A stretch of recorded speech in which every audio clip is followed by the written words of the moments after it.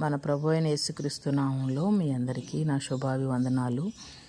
ఈ రోజున దేవుని మాట యెషయా గ్రంథంలో రాయబడినటువంటి మాట, నీవు కొండలను పొట్టు చేయుదువు, పర్వతములను పొడి చేయుదువు, వాటిని నూర్చుదువు.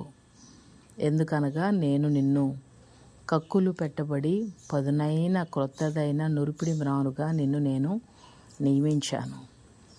ప్రియమైన దేవుని బిడ్డ, దేవుడు మనలను ఎలా నియమించాడు అంటే, కక్కులు పెట్టబడినటువంటి పదును కలిగినటువంటి ఒక పనిముట్టు, ఒక ఆయుధం ఎలా అయితే దేనినైనా సరే కోయడానికి, దేనినైనా సరే దానిని పొడి చేయడానికి, నూర్చడానికి ఎలా అయితే ఉపయోగపడుతుందో, నీ ముందున్నటువంటి సమస్యలను, నీ ముందున్నటువంటి ఇబ్బందులను, కదలనటువంటి పర్వతాలను, కొండలను చదును చేయడానికి, పొడి చేయడానికి దేవుడు నీకు విశ్వాసము అనేటువంటి పదును నీకు పెట్టి, విశ్వాసము ద్వారా నీవు ఈ కొండలను, పర్వతాలను పొడి చేయడానికి దేవుని వాక్యము పదును కలిగినటువంటిది.